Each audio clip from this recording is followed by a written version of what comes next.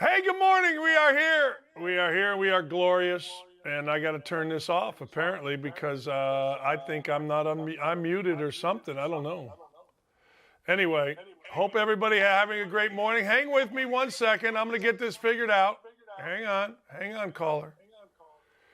There goes that. All right, welcome. It is Don't At Me. I am Dan Dakich, and let's get right into it. I put it out on Twitter every time it happens. And you say to me, what is it? There's no way. I don't care what anybody says. And I am a staunch believer, because I've seen it for myself, in election fraud in Northwest Indiana and the Chicagoland area. If you don't believe in election fraud, then I don't know what to tell you. I don't. And I don't care what you tell me. I got a friend in Greece. Why? Because, well, frankly, he tried to buy elections, paving roads. I mean, don't even try it with me. Try it with other people. Hey, can we play the clip of Joe Biden here? You're telling me 81 million people voted for this? Is that what you're telling me? America is a nation that can be defined in a single word. I was in the foothills of the Himalayas with Xi Jinping, traveling with him. I actually traveled 17,000 miles when I was vice president. I don't know that for a fact. You're telling me, you're looking me dead in the eye here, America, and you're telling me 81 million of you voted for that. Now, I know the answer. Well, the other guy was no good. Stop it. There is no way in hell. But hey, look, he is our president, and he is a lot of people's leader, and he is the guy. So he can say whatever that was, and people will defend. I was in Vegas, gas prices at $6. I don't know, but it makes me laugh every time. Well, he's older. Yeah, I'm older too. Well, he stutters. No, that wasn't a stutter. How about just saying we hired a guy that doesn't know what he's doing or where he's at? That's fine. Just keep gas prices down. I don't want to hear the word inflation, and get the stock market rolling. That's all. You could put a bag of sand in the White House for all I give a rat's ass, but at least be a competent person. A bag of sand would sound better than that. But that's your boy. That's your boy, and I'm excited that everybody gets your boy out there and rocking and rolling, because that's just ridiculous.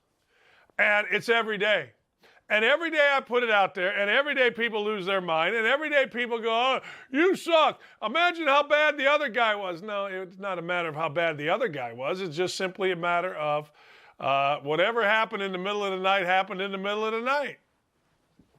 And that's what you got, ladies and gentlemen. Hey, I ain't even mad about it. I'm not. That's what you want. You guys cheated for that? If you cheated? Seriously? For that? We couldn't do better than that? All right. And the partner's worse. The partner's worse. All right, yesterday, ladies and gentlemen, turns out, Adrian Wojnarowski was right. Right? I mean, he's right. He said it.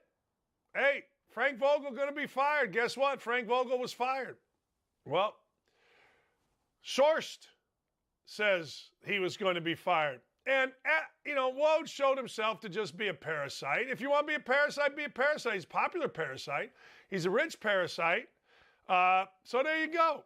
I always live by the mirror. What's the mirror? I got to be able to look myself in the mirror. If I said tomorrow someone's going to be fired, and the guy didn't know he was going to be fired, I'd feel like hell. I don't care what I'm making. But again, hey, what are you going to do? Google me. I'm a bad guy. And those guys are good guys. So it's just a matter of who you follow and what you're doing. But so anyway, Pelinka calls out Woj, though, for a source. Now, who's Pelinka? I know you're asking me. Who the hell is Pelinka? Well, Pelinka is the general manager of the Los Angeles Lakers. And if you go back to when the Fab Five was at Michigan, he made a hell of a spin layup 360 layup in the national championship game. But anyway, then he became kind of a slick agent, and now he's a general manager of the Lakers. Well, he's saying that Woj, although he was right, didn't have a source. And I would say to Pelinka, yeah, you're crazy. I would say to Pelinka, you're out of your freaking mind. I mean, somebody told him. Here's the thing with guys in the media. Somebody's telling them. That's it. So you can say, well, he doesn't have a source. And I say, okay, how do you find out? Because that's what Pelinka's saying. Pelinka's saying, hey, look, there was no source a day ahead of when Vogel, and everything was done face-to-face with Vogel. That may be, but it's not true. Look, here's why I'm having a show. I have a show to tell you the backstory because you all believe the headlines. There is never a time ever, not one time ever, to believe a headline or a writer or anything. There's never a time. So if you are buying into a writer, if you are buying into what you read, you're nuts. You're crazy. You're cray-cray. Don't be cray-cray. No reason to be cray-cray. Just understand that everything you read on these situations is total crap, and folks are trying to cover their own backside. That's it. You can say whatever you'd like to the contrary. You can get mad at me for saying it. I don't care. That what was said by Pelinka's crap, because obviously, Wojnarowski had it. As obvious, Wojnarowski is unscrupulous, doesn't care about folk. And you know what? He did his job. That's what everybody tells me. He's doing my job. I'm just doing my job. Well, if that's an excuse for being, then fine. All right? So we add to it, ladies and gentlemen. Let's add to it. You ready? Let's add now LeBron James. So LeBron James, he of a, quote, stakeholder in the Lakers, right? He's a stakeholder. He's the guy a few years ago trying to get his teammates traded at frickin' the trade deadline. All right. Big man on campus. I'm a stakeholder. I'm looking at the roster. I'm doing this. Guess what? Bad season. Bad season. So guess what old blood and guts LeBron's doing? Oh, hey, whoa. It's not my decision who we bring back. Not mine. No, they'll ask me maybe, but it's not mine. Of course it's his decision. We all know he's been running this bad boy since he got there. Rob Pelinka was subservient to the Fab Five when he was at Michigan, and he's subservient to LeBron James. No matter how slick Rob Pelinka puts his hair, no matter how many $5,000 suits, no matter how many pursed lips, doesn't matter. He is subservient to LeBron James, and in typical LeBron James fashion, which I like LeBron James. I think he's a terrific basketball player. But I think he's kind of a little bit of a, I don't know what the right word is, batch. You know, when he carried his purse out of the press conference, I don't know. But to me, now, all of a sudden, LeBron James says, whoa, slow your roll here. Hang on. I'm not responsible for this. I'm not responsible for who comes back. You buy that? I don't buy it. Do I care about it? Not really. But it is the biggest story out there. Other than Cam Newton. I got to get into Cam Newton with Allison Williams. People are mad at Cam Newton. I'll get into that. I can't decide on this show if it's worth me bringing it up or not, Cam Newton. I think it's really funny. See, a lot of you are saying what? Hey, Google it. I'll get back to it. I'll get back to it. I promise I'll get back to it. But I thought LeBron James ran the Lakers. When they're rolling, LeBron James sure talks like he runs the Lakers. What is it about people? You know, what is it about we only accept the praise? We always look for a sneaky way out of the criticism. The Lakers stunk. Other than really 1 year, the Lakers have stunk. I think they won 31% of their games before James got there. So James has elevated them. So just accept bad year, bad decision. You brought in Russell Westbrook, can't play anymore, although he did lead the Lakers in every statistic. Maybe he can't win, I don't know. But long story short, just accept it when you screw up. Hey, man, they're not going to, it's not my decision. What? I remember being at the Lakers-Pacers game right around the trade deadline a few years ago. And I forget who was at the free throw line. It was Brandon Ingram on that team. I think he might have been. I don't know. But whoever was at the free throw line, the whole crowd was chanting, LeBron is hey, Lee, how'd that chant go? Remember? It was like, LeBron's going to trade you, something like that. You remember that? Yeah. And all of a sudden, that's when they're all right. But all of a sudden, LeBron not trading you anymore because they had their ass beat. Don't be a little, you know what, LeBron? Be a man. Walk it. Man, I tell you this. I tell you what, my age and my mentality would be so dangerous if I had LeBron's money and influence. You ought to be calling me every name in the book. Think about it. Think about it out there. Those of you on the YouTube chat, if you had LeBron's money and you had LeBron's influence, I'd say, yeah, man. What do you want me to do? What do you want me to do? Yeah, okay, we screwed it up. See, I'm going on my yacht. I'll be in Bimini. I don't even know what Bimini is, but we'll go to Bimini. Or we'll go to the Bahamas. In the Bahamas, it's like a status thing at that hotel. What the hell's the name of that hotel, Lee? Paradise Island? Atlantis. My wife's over there just trying to read the Bible. Just trying to be left alone from her husband. She's in the other room. She's just trying to sit there and read the Bible. And she had to fix the frickin' battery here on the box we got. She had to dig through this. Now she's got to ask questions. A woman's just trying to have a coffee and read the Bible. Am I right? Yes. That's all she's trying to do. Hey, when you get me on your channel, you get the whole family. Don't at me about it either. LeBron just sitting there. Why are you bothering LeBron? Man, if I had his money, I'd be dangerous because I would accept the criticism. Do you think what happens is people get so many guys around you that you're immune to criticism? I don't know. But I'm watching Winning Time. Winning Time of the Lakers. You know, it's that show on HBO, and it's really cheesy, but I really like it. I can't stop watching it. And every time the episode ends, it's like, man, I didn't want it to end, so now I got to wait till next Sunday. But anyway, one of the things that comes in Winning Time is Magic Johnson. Magic Johnson going to the Lakers. It's basically how Dr. Jerry Buss saved the Lakers and got it going and made it, Hollywood / Vegas / basketball. But one of the things that's kind of interesting with Magic Johnson is how these dudes all come at Magic Johnson.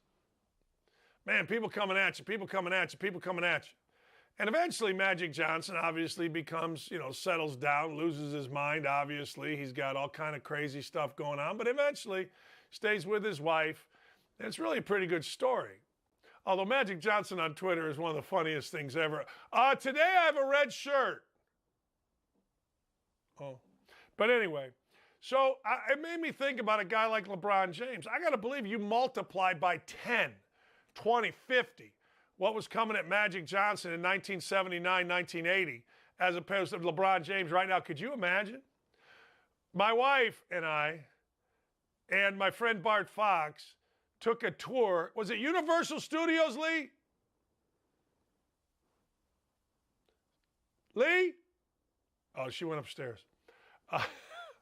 Of Universal Studios, or Paramount, I can't remember which, with the head of it. And CAA, the agency, was trying to recruit me, so they wanted to impress, and they did. So we were driving around Universal Studios, and the guy goes, yeah, see that? That's a set, but it's also a real house, and that's where LeBron James' production company's at. I'm like, wow. He goes, yeah. He goes, when LeBron James brings us a project, it is always very well organized, very well done. He goes, Magic Johnson brings us a project, it's crap. Unorganized, not very well done. But LeBron's great, so I've always had respect for LeBron. Your team lost, you guys stunk, just own it and get the Bimini. That's it. That's it. This, ladies and gentlemen, is the true power of players. You ready for this? So the other day, when Dwayne Haskins passed away, tragic, Adam Schefter decided that he had to make it about his playing career. Fine. you got to make it about your playing career, then you're an idiot. The guy just died. You're a parasite. Wojnarowski, Schefter, parasites. So what happened was, and this is the true power, players, prominent players, Lamar Jackson, Cam Hayward, these guys said, whoa, whoa, whoa, Schefter. Shut the you-know-what up. Cam Newton went at him. Some guy said he should just apologize. Not Cam Newton, the other guy. Not Cam Hayward. I was thinking Cam Hayward. No. Lamar Jackson went at him. Lamar Jackson went at him. I got Cam Newton on my mind because of the comments about his ideal wife, which, hey, he can certainly make. But anyway, so Cam Hayward comes out. Lamar Jackson really comes out. And a bunch of players come out, and they're like, well, Schefter's just a liar. Schefter never apologizes. That, as the great Paul Kaharski said yesterday, is how you get to Schefter. That is how you hurt these parasites. You take away their lifeblood. Their lifeblood is being able to say to their boys, hey, man, I just talked to Lamar yesterday.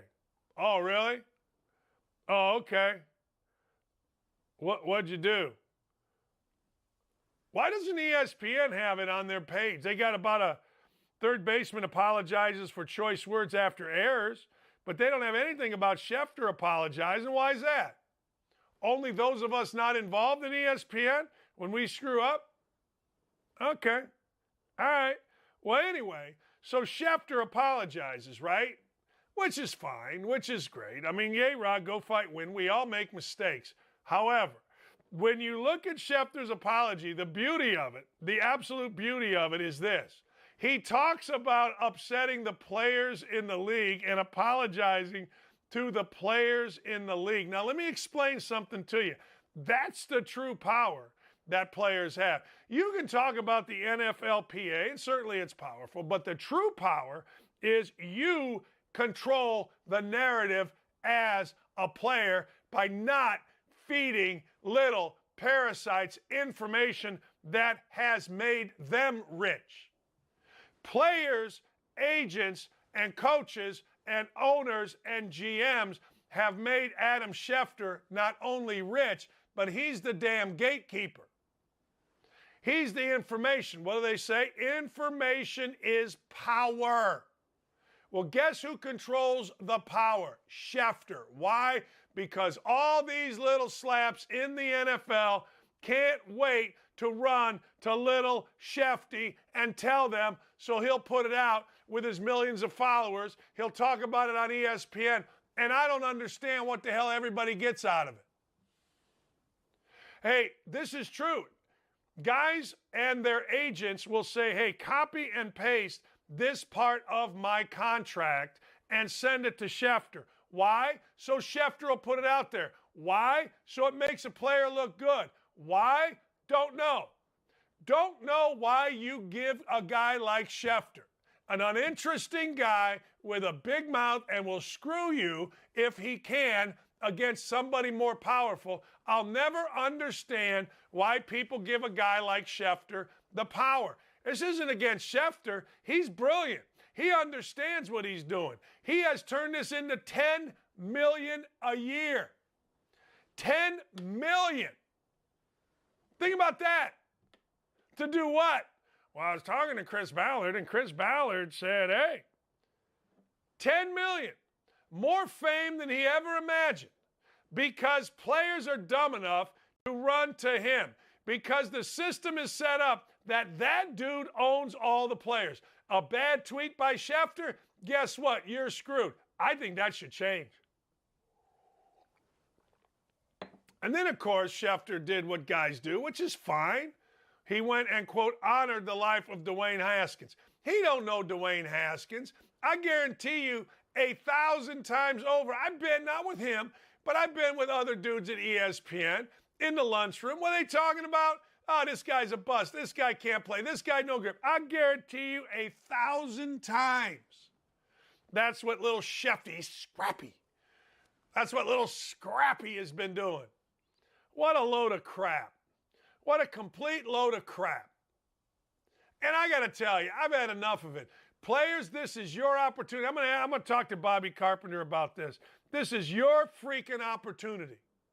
to stand up and say, nonsense, Schefter. Basketball players and that whole deal is just, I don't even know. I mean, they're so tied into Woj that they're dumb enough to leak draft choices before. That's how stupid they are. So they have made Shefty, or excuse me, they have made these guys multi-millionaires. Multi-millionaires. So stupid. And I'm at least glad to see, very, very glad to see, that players actually stood up. Now, I guarantee you players back down. I guarantee you they're not smart enough to say, wait a second, we got this guy on the ropes. We got him on the ropes. You should have him on the ropes. You should. Why are you making this guy rich with your information? Explain that to me. I mean, I'll sit here and listen. Like, all of a sudden, Lamar Jackson, right? Lamar Jackson goes from a Shefty to he's promoting every little ridiculous thing that there is. I don't know, some party, something. No. You guys are... Some commercial. Now, Era 8 apparel. Okay, great. Era 8 apparel. You guys take back your league, man. That's just dumb. That you got a chance, a real chance to affect the way your information is disseminated, and you're worried about Lamar Jackson, you're worried about selling an Era 8 t-shirt. Good for you. You keep the screws on if you're smart. You do. Let me tell you about a guy like Schefter. You clap back at him if you're Lamar Jackson, he'll tweet anything you want. He'll get down on his knees, he'll beg and pray, and he'll get you anything you want, but you guys are worried about selling a t-shirt. It's unbelievable to me. I should run everything. Honest to God, I should run absolutely everything in this world. Because, see, here's the problem with Lamar Jackson. I guarantee his agent is telling him tread lightly. No. Why would you tread lightly? You're a former MVP. You're making bazillions. What's the owner going to do? You pissed off Shefty so you can't, we're not going to sign you? What are you, crazy? It's unbelievable. It is arguably the most, you got a chance right now to do something for your league, and you're worried about selling a t-shirt. Hey, buy my Era 8 stuff. We'll throw in a free towel that I wore in 2020. I wore a towel. Here, we'll throw it in. Buy a $20 t-shirt. No. You guys, if the NBA had any, or if the NFL players had any brains at all, they'd be crushing Schefter right now. That would change the entire dynamic of how this stuff is out. Now, Shefty's going to appease for a few days, for a week. Stupid. The NBA playoffs start today, ladies and gentlemen. Now, I'm all in on this. This is just me. The NBA is completely and totally unwatchable except in the playoffs. If you think it's interesting to watch a Wednesday night Clippers-Wizards games, then God bless you. All right? If you think it's interesting to watch James Harden dribble around, God bless you. All right? Fine. Fantastic. Wonderful. Yay, rock. Go fight, win. But here's what's good. I'll tell you what's good, because this is good. The NBA playoffs tonight on a one-and-done scenario. I ain't mad about it. I ain't a little bit mad about it. It's worth watching. New Jersey's Brooklyn. They're trying to win. They're trying to get in the playoffs. They're trying to do whatever. They got to go. They got to go up against Charlotte tomorrow. Mark my words. If Miles Bridges scores 10 points, some little slap from Michigan State will say, Dakich, you done said he didn't have any game. Yeah, whatever. But I'm just telling you, on a one-and-done scenario, this is fun to watch. This will be fun to watch. I'm not saying you got to watch it. I'm not saying it's must-see, but it's Cleveland against Brooklyn. Darius Garland used to come to my basketball camp. He's a star. Then it's the Clippers in Minnesota. America's biggest choke and fraud. Paul George takes on a young emerging team that actually, I did not know this, 46-36 at Minnesota. That's like an all-time record. I don't know what you're doing. But anyway, it's fun to watch tonight. Give it a watch. I think you'll like it.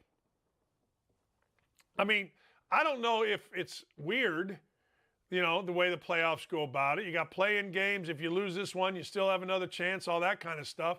Hey, look, what are you going to do? But the truth of the matter is, I like one-and-done scenarios. I do. So I think tonight's going to be a fun night in the NBA. I think it's going to be a really fun night. I'm all in on it. I'm not all in on all of it, and I wish James was in because I like watching James. But the truth of the matter is, I'm in on that. I'm good with that.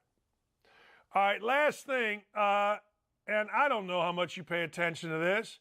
I don't know how much you don't. But the WNBA draft was last night, and Ryan Howard was selected number 1 overall by the Atlanta Dream. All right? Now, the Atlanta Dream, fine. I like Ryan Howard because of this. She's from Kentucky. I'm not supposed to like Kentucky being an Indiana guy. But when I look, I always see Baylor. I always see South Carolina. By the way, Kentucky beat South Carolina. I always see UConn as the number 1 pick. I watch Ms. Howard play. She's damn good. She is. She's damn good. Like, my wife has taught me about athletic movement in women. Man, she got it. Now, remember, that she led a team that did beat the number 1 team in the country, the national champs in the SEC finals. So I'm very happy for her. She seemed like a really nice woman, too. I'm into nice these days. Get nice. Last thing, I don't know. Do you know Brittany Griner's still in jail? Now, look, I get a lot of people said, well, she was very arrogant walking into a Russian frickin' airport with something illegal in her bag. I get all that. I get that that's what people want to say. And for a day or two, okay, maybe. But, man, this has been months. We got to do something to get Brittany Griner out. I just think our leadership is too weak, as you heard from our guy to start the show, Joltin' Joe. Somebody got to get Brittany Griner out of that prison, man. Look, I understand there's bigger fish to fry. I understand, but, man, you bring some weed oil or whatever it is, but you shouldn't have done it in the first place. Don't get me wrong. I understand that. But, damn, this has been months for that. 81 million votes. For some reason, and I don't know if I'm right about this, for some reason I feel like Donald Trump would have got it done. I feel like there would have been a craziness of fear. Not saying it's true, but I'm just feeling like if you listen to that clip that we played on Biden to start this show, you're telling me anybody's respecting that? It ain't happening. I got to talk to Bobby Carpenter. I got to run a couple things by Bobby. Bobby's going to join us here in a minute. We're going to talk about the life and the impact of Dwayne Haskins, but we're also going to talk about, isn't it time NFL players stood up and said, yo, Shefty, shut the up. Take back ownership. Don't let him be the gatekeeper. Dan, are you a biologist? No. Sean Black, how are you? Yeah, a lot of people feel the way Sean, he just said. I wonder if Brittany Griner still thinks the United States sucks so bad. Yeah, and a lot of people feel that way.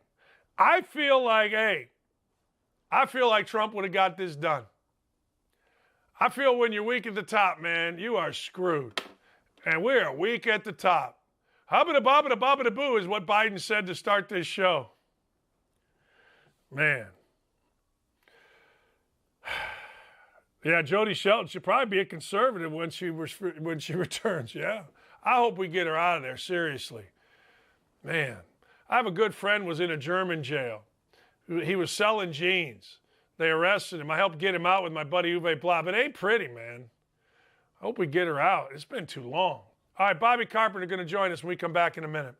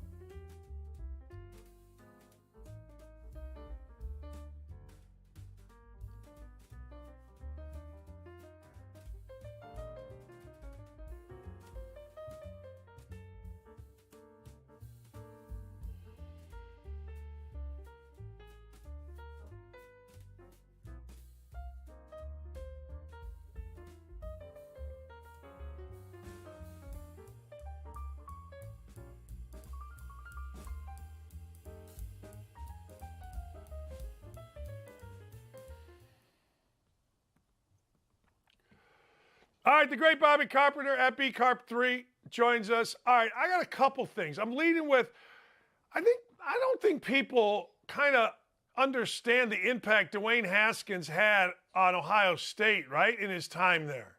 Yeah, I think it's probably understated, and just due to the fact that maybe his NFL career wasn't as successful in its early stages as people would have liked. Obviously, it wasn't great in Washington, and he hadn't had really a chance to really perform in Pittsburgh yet. But as you sat there and look at what he did, Urban Meyer came in and he ran the spread offense. But for people who know football, it wasn't spread it, throw it all around. I mean, he was, quote, a power spread coach.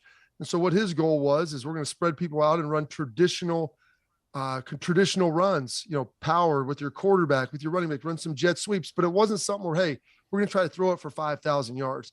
And so I think that was the difference then is, he got suspended. Ryan Day was the offensive coordinator. And I think it was strategic for Urban to bring him in, understanding that, hey, we might need to change and pivot a little bit in this new era of college football.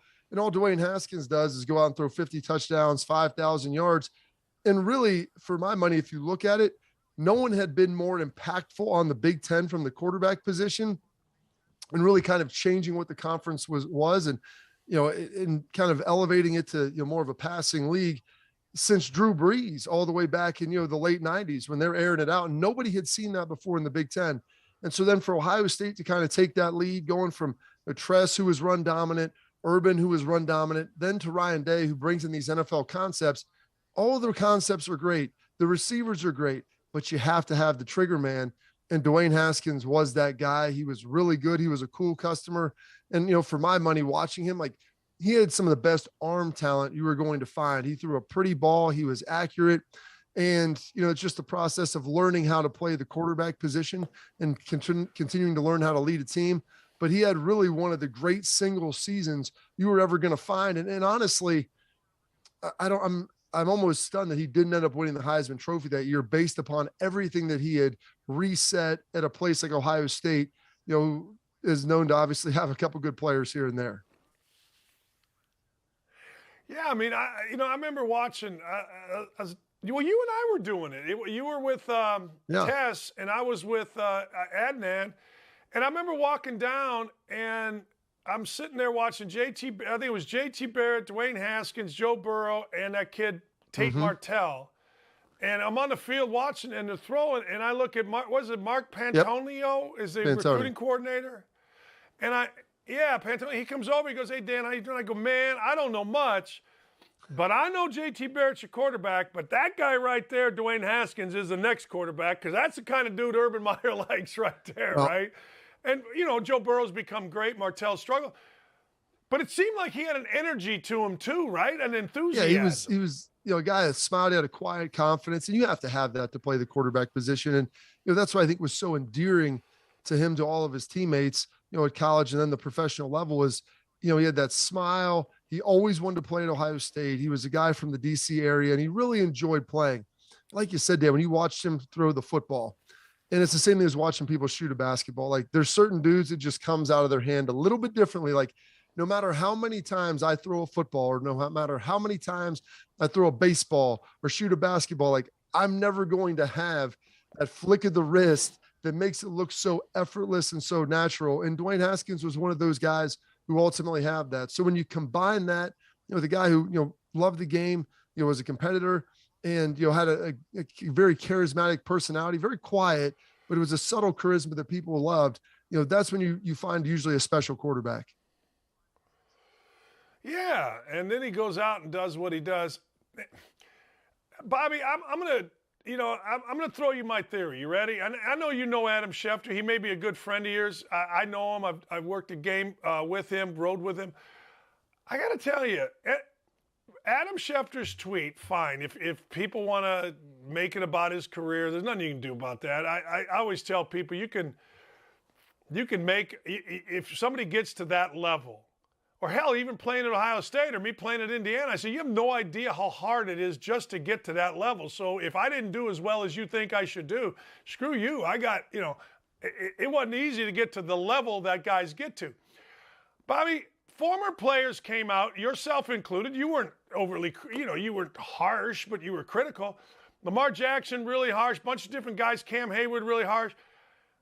I don't like the fact that, how do I put this? I think it's a time for NFL players to rid themselves of these insiders that kind of, I don't know, they're the gatekeepers of information, and information is power. The players actually can control this without having to make a guy like Adam rich or without having to be beholden to him. Do you understand what I'm saying with this? I got it. I think there's been a movement with that. If you look at like the Players Tribune and now with social media, a lot of guys are taking their announcements, into their own hands, and they're announcing whether they're signing or getting traded, or they're trying to push that stuff out there. And, to start off with Adam, we both worked with him. I like him. I think he's, I find Adam to be a good guy.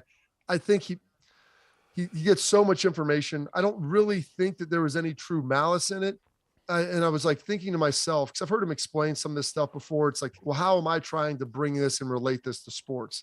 And so, what he said, was factually true, but it just wasn't pertinent to the situation. And then especially, when you're announcing, that a guy has just passed away, I don't know if their on-field exploits, positive or negative, really hold any bearing in that announcement. I think that's what was really troubling to me is, unless there's something there from his playing career that led, like if the dude had some sort of substance abuse problem, or there was things like, okay, and we saw this happen, and you want to say, well, he's battled with this and that. And it's like, okay, so it gives a little historical context to it.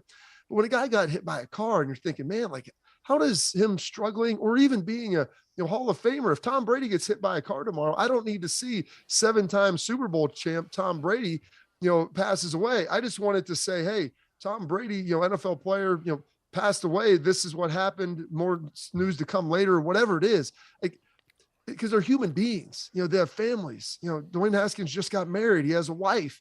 There's a lot of people that really love him. And when you look at that, and you're just like, man, it's taken back for a minute. And I think that's why so many players were really upset. Is it could have been anybody. And the last thing you want written about, she was like, man, something that I did in a game. And we're talking a 24-year-old man struck down in the prime of his life. And so I do agree with you that this has been happening for a while. And, your buddy Pat McAfee is doing it. Everybody's trying to push this stuff out. Like, hey, how can we, as players, former players, begin to kind of control the narrative and control the information and really take it directly to the consumers and to the fans and be able to get it out there. And I think you're starting to see that, and social media has made that much easier to do. The technology is cheaper. It's easier to run than ever before. And so I do believe that people are starting to see this and thinking, this guy controls, or that guy, whoever it is, control a lot of the narratives. We can kind of take our own control of this and produce it the way that we want. Yeah, is this from do agents a lot? Like, if I were a player, if I were Lamar Jackson, I was passionate about, and he was very passionate, I'd tell my agent, look, I don't give a damn. You're not giving any information to Adam Schefter. I mean, I don't care. You're just not doing it. And that's how I would go about it. How much, how much does Schefter help a normal guy? Does he help a guy? Is a tweet from him worth money to a guy? What's the story with that? So here's the deal. First of all, Lamar Jackson has his own agent, so it's not that big of a deal for him. So he doesn't, or not his own agent. He is his own agent. Him and his mom are working through his contract, and he has an attorney that advises. So It's a little bit different, but this is the one thing that people truly don't understand. And I didn't truly get this until I started playing in the NFL and then getting in the media on the other side. Because I'm always trying to figure out kind of, why did this information get out? And I'm a believer now that any public information was meant to be public. Someone put it out there. There's no accidents when it comes to that. And so, okay, here's kind of how it works. Hey, I'm the agent. I'm going to feed information to media sources. And in doing that, like, that's going to help the media source. It's going to grow them. They become, a star. But then in doing that, you write positive things about my players. You protect some of my guys in the media. We do some of these different things. And so it becomes this, this relationship that benefits both parties. And so anytime you see this, like, well, why would this person write something that's, so positive, or talk about this agent, and they talk about how great the deal was, or all these different things. And you have to always realize, like, why did this information ultimately come from here? And that's why it's usually sourced. They have guys that take care of each other. It becomes that symbiotic relationship. And so if you dig in, you're like, well, analyst X said something really nice about player Y. Well, they did that because they have the same agent and they're getting pushed back and forth, and this is benefiting everybody. Yeah, I'm for that. I think that's wonderful. Like when I was at Indiana as an assistant, a young assistant, Dick Vitale used to come in, and Coach Knight always used to say, and we all have a great relationship with Dick, but he always used to say, look, don't tell Dick anything that you don't want public. Like if you want, what do we want public here? Like, do we want whatever it is? But other than that, you don't tell Dick nothing because you know what he's going to go out there. And to me, that's kind of the same. I don't know. It just drives me nuts that, I think players in this day and age, like I always say this, I read the newspaper cover to cover. I mean, honest to God, when I was 10 years old, I'm reading the newspaper. I read the sports. I read the murders. I read everything. Now, newspapers don't even matter. Hell, I got more followers than the newspaper has circulation, so it's a different world. But all right, I just think players need to take more control. Bobby, you write about this, and I don't know what this means. What does a freaking black stripe mean at Ohio State? What does this mean, Bobby? Everybody has their kind of rite of passage, and this is one thing. And I heard Bill Belichick talk about this, and it was when the quote hazing. And there were some issues. And listen, it gets serious because people can become like seriously harmed or, have serious injuries, potentially even death. You've always seen it, in fraternities. And a lot of times having the NFL taping guys to goalposts, which I don't think is a big deal, making them stand up and sing the fight song. But I heard Bill Belichick talk about this, as articulately as anybody. And it's like the hazing, it's not necessarily the act, but there's an initiation process to become part of a group. Whether you're, it's your, graduation day from boot camp in the Army or like at Ohio State, they pull black stripes off of guys. And so your red stripe down the center of your helmet is covered with a black stripe. And then as a freshman or someone who transferred in, as soon as you have played well enough to warrant being part of the official team, that's when they peel off your black stripe. And Belichick talked to you, that helps builds team bonds. It helps build chemistry, knowing that everybody that's here, they all had to go through the same process of whether, you're Tom Brady, you're the 53rd guy on the roster, you're a 5-star recruit or a walk-on who, has just played really well. And in doing that, it builds this collectiveness. And so they started doing that, I believe, under Urban, and Ryan Day has continued it. And that's kind of the genesis of it, of why it's ultimately done. And it's a cool thing. And so they stand up, the guys there in front of everybody, they put it on social media, such and such player has done X, Y, and Z, he's playing his butt off, and then you get to peel the black stripe off. And it's a little bit of like, post-practice, a minute-long ceremony where everybody looks at that guy, like, all right, now you're one of us. And if you're someone who wants to get that done, okay, well, now you know what the stakes are to ultimately get there and to push forward. And so the black stripe removal process, you can laugh at it and think it's a little corny, but I'm telling you, man, like any elite groups that you have, they have some sort of initiation process that really helps build those bonds.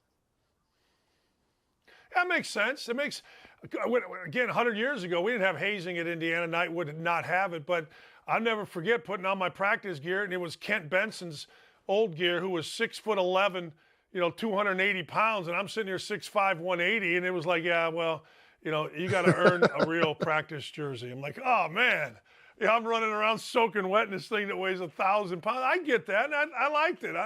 Now it's like, now you come to college and you're supposed to be, I don't know, driving a Cadillac. I don't know. But I saw you doing that, and I'm like, man, that's pretty cool. You also have said, okay, Brian Kelly goes from Notre Dame to LSU, and Brian Kelly obviously has everything he wants at LSU. What does Notre Dame, you mentioned the word adapt, and I think it's a great word. What does Notre Dame, in your opinion, have to do to adapt to be at the level where a guy would never leave there, or a guy certainly wouldn't feel like he has more somewhere else? I mean, I think you said it to me first, Dan. We were talking about BK leaving, the collar doesn't pay. And it's not that Notre Dame doesn't have the money. They've got a $20 billion endowment. You look at all the alums that have come through there. They have all the cash in the world. But I go back to my recruitment, and this was in 2000. And I took a visit there, and the weight room was the same as it probably was 40 years before. It was dingy. It was dark. Like, yeah, they had the Golden Dome and all these different things. But I'm like, man, like where I'm going to be spending time. Yeah, the locker room's historic, but you want to try to preserve history, but also kind of give it the amenities. You know, if you're rebuilding like an old school Cadillac, you're probably going to put like a nice, some sort of, radio stereo in there that can connect to your phone and give it the modern amenities with that classic touch. And so that's what, the Oklahomas, the Floridas, the Bamas, the Georgias, we're going to keep our history and preserve it. We're going to make sure that you have those modern amenities. And so I took my visit. I'm asking, like, after talking to some players, like, well, how long do the players have to live in dorms? And like, all students live in dorms 4 years. I'm like, sounds pretty terrible. Like, I don't want to live in a dorm for 4 years. I want to get an apartment. And so then you fast forward, I don't know, maybe 10 years. Yeah, about 10 years. My brother's a GA there. He played for Brian at Cincinnati, went up to Notre Dame, GA'd for him. And yeah, they've got a newer facility. They've done a lot of things. But Brian Kelly's like, yeah, it may be newer, but we need football only. We need to make sure that we have a chef here all the time because LSU's got that. Bama's got that. Ohio State renovated. They put a kitchen in, all these big time programs, Clemson, Oklahoma, Texas. Like if you want to compete with them and you tell yourself you're up here, but here's the problem. It's like Dan, you coach, it's like a player telling you, I want to be great. I want to be great. Okay, buddy, you show up for practice 5 minutes before you put your jersey on and you're the first guy out of the building. You may tell me you want to be here. Your expectations are here, but your actions, they're down here. And that's where Notre Dame is. They have this gap. And Brian Kelly's saying, listen, and I think Notre Dame's a great program. Brian Kelly did a fantastic job. He got them right on the cusp of where they're the best of really the 5 or 6 elite schools in any given year. And they can even compete with them sometimes. But just, maybe the lack of the elite quarterback, or I don't think they've had a cornerback drafted they've had maybe one in the first 3 rounds in the last 10 years. And so getting players like that, they want all those amenities. They want a player first model. They don't be living in the dorms, for 4 years. They want schools that are embracing NIL. And we can sit here, Dan, and say, you know what? That's trash. That's not how college sports used to be. And we can shake your fist at the sky and all these different things. But you can either be upset about it or you can embrace. You think Nick Saban really likes the way football is played now? No, he wanted to play defense and play traditionally, but eventually he said, hey, I got to either get on the board or I get off because I can't continue to win at the rate that I would like if I'm going to be so antiquated. And Notre Dame, they're basically they epitomize kind of what the NCAA is. They're adapt, but it takes so long and the change is so long. And I don't know if it's the fact that, it's a private institution, that it's a Catholic base and all those things, but they want to hold on to the past, embrace the past, but you also have to bring the past with you into the future. And if you're not going to be able to do that, then you're going to have a really hard time with everything that's happened in the last 2 or 3 years, succeeding in college athletics. Well, I agree, Bobby. What you said, I wrote it down. Modern amenities with a classic touch. Let me expound on that a little bit. How many years does a renovation last before you got to re-renovate? You know what I mean? I just saw somebody. Who was it that I think it was? God dang it! I just saw it, and it's like, yeah, we're renovating. I thought, man, I thought they just did that. The bar is so high now, right? It really is, because the players' expectations and recruiting is the lifeblood, and those guys want to be happy. You want to get them in there, and that's what's tough now is, you got to get them here with all this stuff, and then you still have to find a way to develop players and make them tough. But I'll tell you this, from my own experience, just being close to Ohio State and seeing it all happen in real time, the Woody Hayes was built in 87. They promised a new facility to me in 02. That thing got built the year after I left in 06. So there's 20 years where nothing really had happened. Then, so they renovated in 06. Urban got there. They renovated in 12. They renovated again in 14, 15. They did more stuff to it, I think, 2 or 3 years ago. And Dan, now they're talking about building a whole new facility. And we can't bring this up to where it needs to be. Either it's a massive undertaking and putting a second floor on and all this other stuff, but it's literally where it is. And you can joke about it being the arms race, but if Alabama does it or Clemson does it and Georgia, then you're going to lose players if that's not the case. So talking to Ryan Days, people care about facilities, they care about NIL, they care about development, and they care about academics. Because those are the 4 things that when we look at players and the elite guys we talk to, we want them to have all 4 because those are important. but like, hey, how are you going to help better us, set us up for future? Because these guys, the academics does matter because people are more in tune with their own business now and their own brand than ever before. But we want to work out at a nice place, have the best medical care, the best physical therapists, dry needling, massage therapists, all the stuff that you get in the NFL. You want to have that. You want to be developed at an incredibly high level. And we want to be on par, being able to make sure that we can earn off of the field and setting ourselves up, financially, should the NFL not ultimately work out as well. So, those are kind of the main things. And if you're faltering in one of them, you're going to have a hard time continually winning over kids on a national scale. Bobby, let me go back to Notre Dame real quick. You talked about your brother being there. Let's just say, for the sake of argument, Ohio State's here. Where is Notre Dame? Is it here? Is it down here? Where are they in terms of I think that? Like, let me also say, I think Columbus, and I talked to Urban about this. I think the NIL stuff in Columbus, it's the perfect place because of all the businesses. You only have professional hockey, I guess soccer. It's a perfect place for a kid to go. It's tremendous because it really encapsulates the whole state. And I believe Ohio is the 7th or 8th largest state in the country. So everyone there cares about the Buckeyes on some level. So it helps there.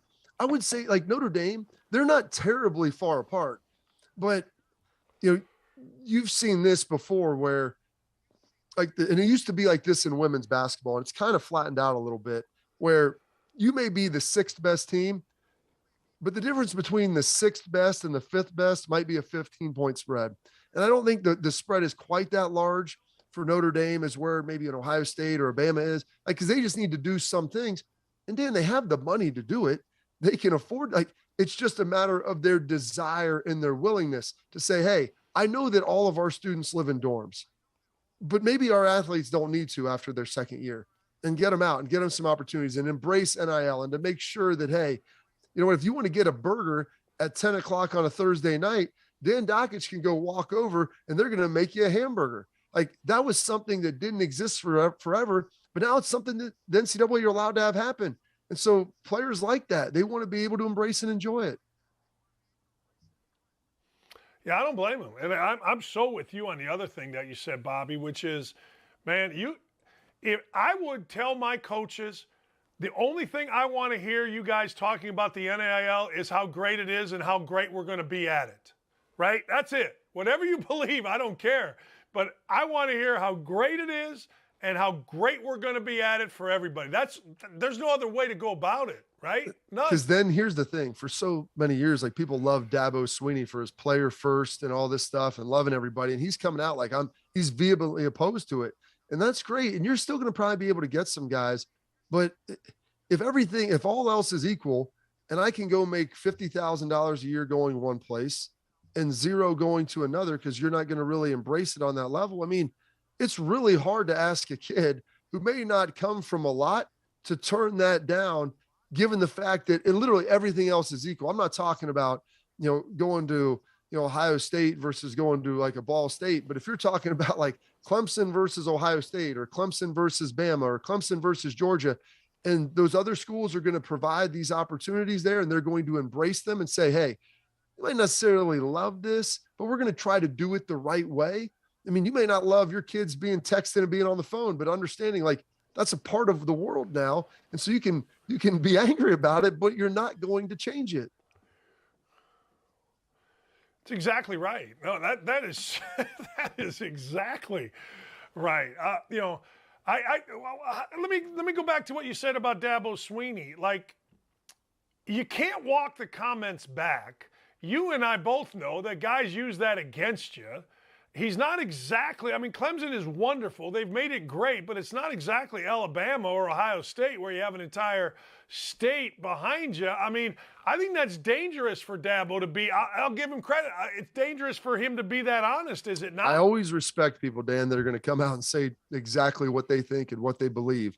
But that may be to the detriment of some of Clemson's recruiting. And they've done a great job, and they've developed players, and they've been fantastic with it. Guys go there. They ultimately, love the environment and the family community he promotes within. But, when you're asked about this, and I would love to sit down and have a one-on-one with them, because I don't love the NIL. Like, that's not something I think is ultimately great for college athletics. because it's come down to be, a function of recruiting. I was hoping, hey, you go to school somewhere, you have a couple, you play, you sit for a year, you play for a year, and then after you play, you earn some money. And then, it's based on your play, not on promises for recruiting. But Dabo Swinney's out there talking about, hey, I'm not going to apologize for making what I make. Good. You shouldn't. It's a free market. We live in a capitalist society. Absolutely. But then don't tell me that those same rules don't apply to the players. And he's talking about the CEO for Delta Airlines versus the guy putting the bags on the plane, how they're equally important, but they make different salaries. Like, that may be true, but your players are also making you. There's a big difference in the skill level there of what we're talking about. These guys have elite skills and elite traits that are marketable to many other programs. And so if you don't want them or want to, deal with the necessary evil that comes with them, then you're going to have a hard time getting those guys. And you're asking them to come. Like, you know what I mean? Hey, the guy working the bags, he needs a job. You're begging guys that have options to go wherever, and you're begging them to come here. The guy working the bags is applying for a job, hoping to get the job. You're like, hey, man, let me do everything I can to get you to come play for me. So I don't think that analogy even he's wrong there. He's definitely wrong there. He is. And the function is of college. I mean, it was lobbied. The NFL set it up so they have ready-made stars coming out. It's not like the NBA where they miss on all these high school guys and one and dones. They have polished products, Dan, that have fan bases that follow them. And so on draft day, it's a huge spectacle. They go to their team. They're known quantities, much more so than just about any other sport. They're ready-made stars. And they've done that, but it's 3 years. So you're forced to go to college. And listen, I think it's a good thing. I'm not ultimately saying it's not, because there is some learning and some maturation and development that hopefully should occur during that time. But like, if I'm an elite computer programmer and I can do something that no one else in the world can do, and I'm a freshman in Indiana and I get a call from a company in Silicon Valley and they want to pay me $3 million a year to go out there, I'm going to probably leave college and go be able to do that. Like, sports is the only way where you're actually funneled and you're prohibited from potentially maximizing your earnings once you're 17 or 18 years old. So that's where I think these players, they have to go to school because that's their only option. And so Dabo, like, you've got to understand that. And he sounds a little tone deaf, I think, right now, and especially with recruiting and how important it is. Be the first question I'd ask if I was an elite guy. Be the first question I'd ask if I was Trevor Lawrence coming out of high school. And you want me? Okay, what is all this about? I'm sure he's got a great answer because he's a smart guy. Hey, last thing before I let you go, is the Hutchinson kid the number one pick? Oh goodness, maybe him or Thibodeau. I'm not sure. It's when there's not an elite quarterback or like an elite offensive tackle, then that's when it always gets muddy. I don't think any team wants to truly take a defensive player number one just because there's not necessarily the value in it. But I do believe that he is probably he'll be a high performing player for a long time. Will he be a JJ Watt or a DeMarcus Ware or a Von Miller? I don't know if he'll be that, but I think he'll be a guy who will be a really good starter, make some Pro Bowls, and you're not going to regret drafting him. You probably just didn't wish you took him number one overall, and you probably took him somewhere in the 5 or 6 range. But I just don't know if there's that elite player that anybody would look at this year and say, that's the guy we want number one overall for sure. You're the best, man. That was a great conversation, Bobby. Thanks for the time, man. What you got? What do you got? Cops Corner today? What you got? Oh, goodness, man. We got some of that Tom Brady news with the Miami Dolphins, a little more spring ball updates and stuff with Ohio State and everything going on there. So enough to keep it busy. Hey, last thing. What'd you think of Arians saying basically that Tom Brady and him got too much credit? But he emphasized the Brady. He said way too much credit. What'd you think of that? About him getting traded. I think you dropped out a little bit there, but him potentially getting traded. I respect the fact that Bruce Arians said, hey, we're not going to trade him. This is our guy going forward. And they were going to hang on to him no matter what. And I respect that because Tom Brady is one heck of a player and I would not give him up no matter what. I mean, I know he wanted to pry himself out of there potentially, but you got to roll with him. Appreciate you, Bobby. Thanks, Thank you. Man. Love talking to Bobby. Bobby's the best, man. Bobby, that's a great conversation about Dabo Swinney. I wonder if that's going to come back to bite Dabo Swinney as we move forward. All right, I ain't mad about it. You know what? I ain't mad about it. What aren't I mad about? You're going to find out what I'm not mad about when we come back. But I ain't mad about it. There's some things that are happening in this world that everybody's mad about. But you know who ain't mad about it? Two thumbs. This guy. I ain't mad about what we're going to come back and talk about. You might be. Let me know. Be back.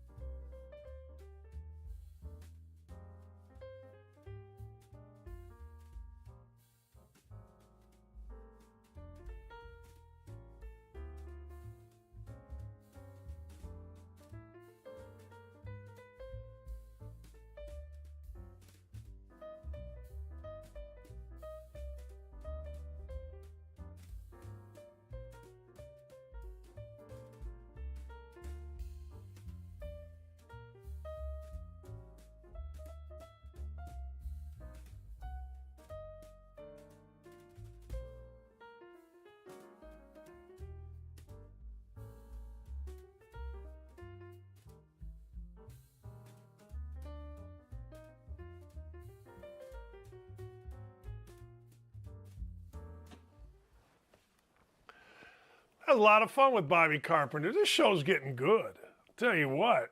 Back in the day, 2008, which seems like a long time ago, I suspended a kid named Jamarcus Ellis when I was a coach at Indiana. And Jamarcus Ellis needed to be suspended, so I suspended him. So he gets suspended, and I say, hey, man, you know, you're doing this. You're not going to Penn State. Oh, man, I ain't mad about it. And in our family, I ain't mad about it is always funny. I'm sorry, it is always funny, and I ain't mad about it. I looked at him, I go, what are you talking about? You ain't mad about it. I'm a little mad about it. Oh, yeah. I liked him, but he was nuts. But anyway, so I ain't mad about it, ladies and gentlemen, is a thing. It is a thing that I like, and in our family, anytime, hey, man, you want to go out? You want to go out to dinner? Yeah, I ain't mad about it. Hey, how about, you go shovel the snow? Okay, I ain't mad about it. And then we say we are mad about it. Yeah, I'm mad about that. But I ain't mad about it, ladies and gentlemen. And this is, look at me real quick. See this? When you have a bald head and you're old, you go like this.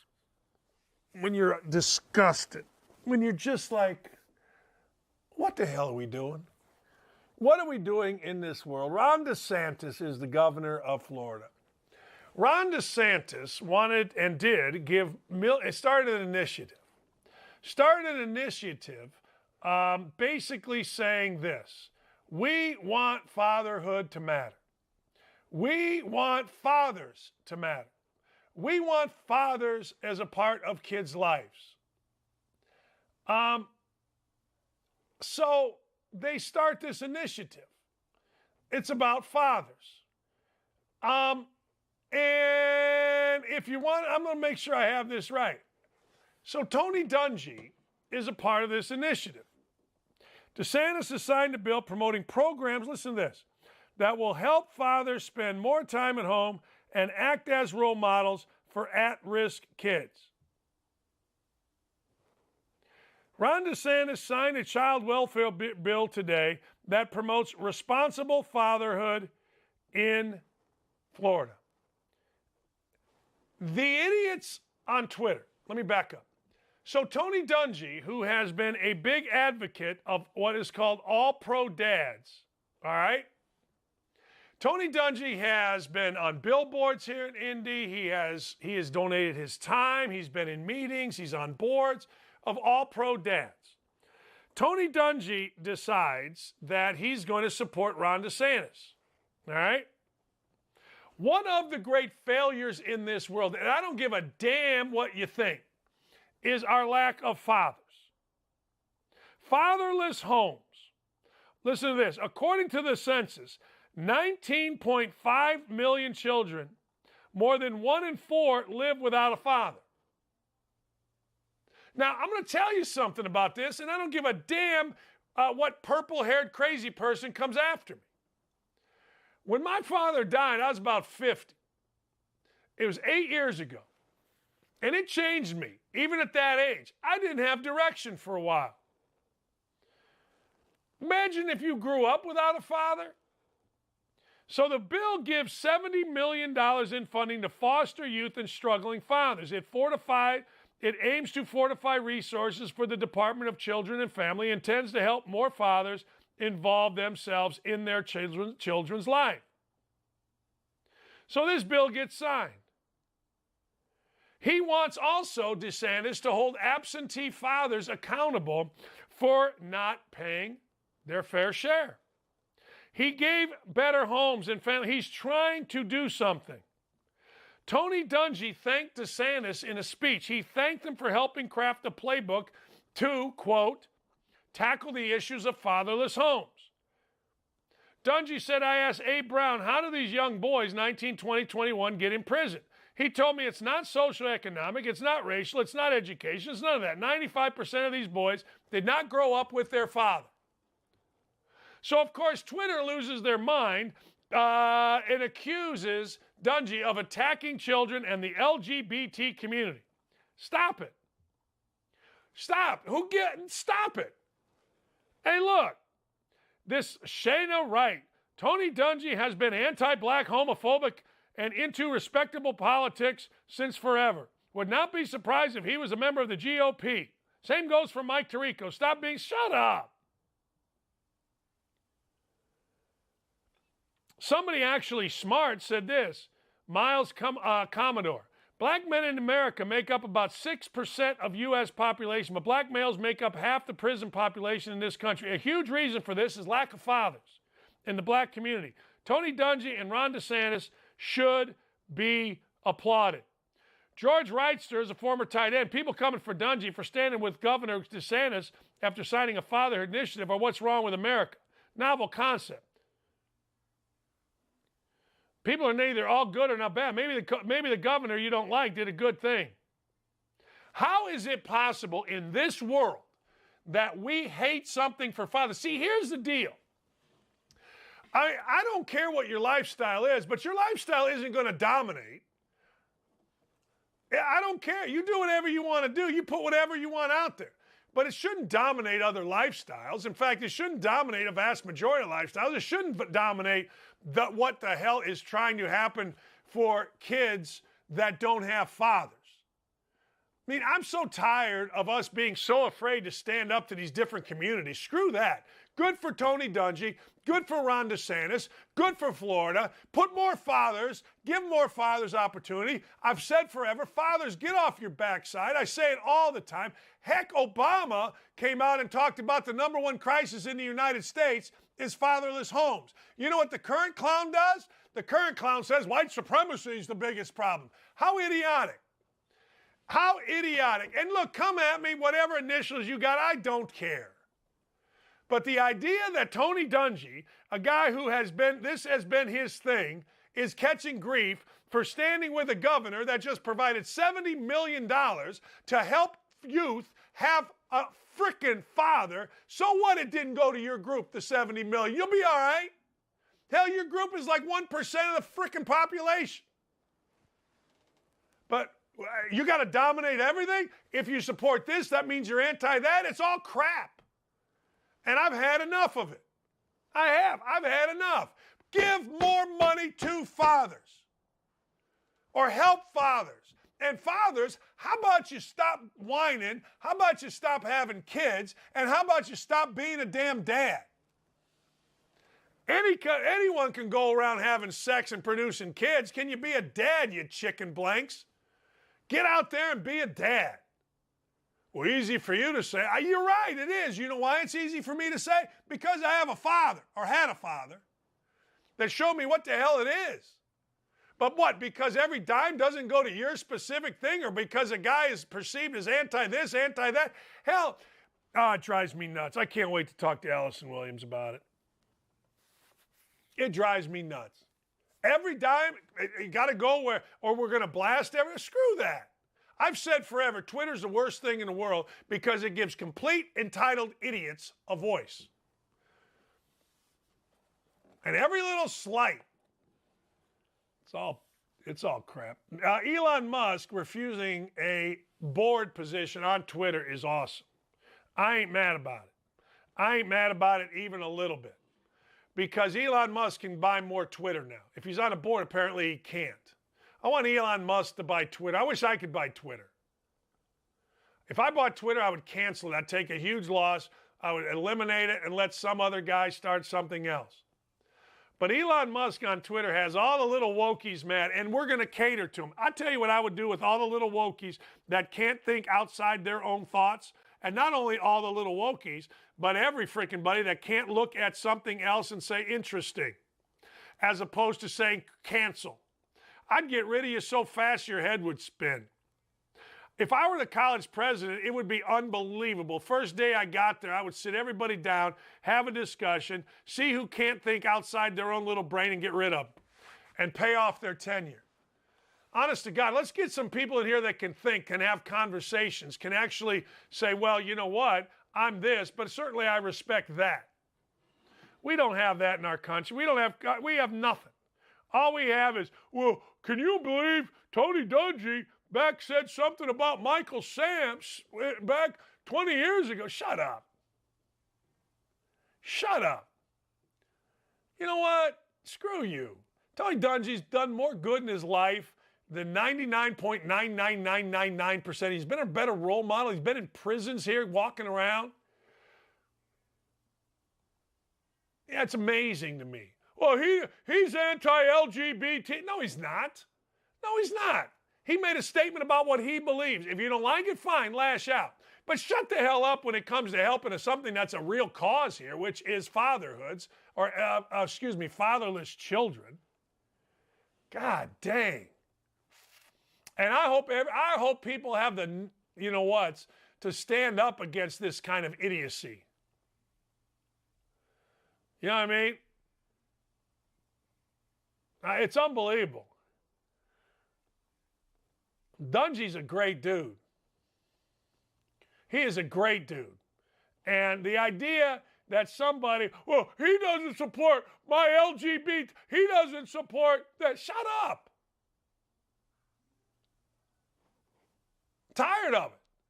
He supports everything. I've never heard one time Tony Dungy ever been in a position where he has been, I don't know, mean, nasty to anybody. He said Michael Sam would be a distraction 10, 20 years ago, whatever it was. Get over it. You don't like it? Fine. He's just telling you how he feels as a coach. Man. It's unbelievable. It really is.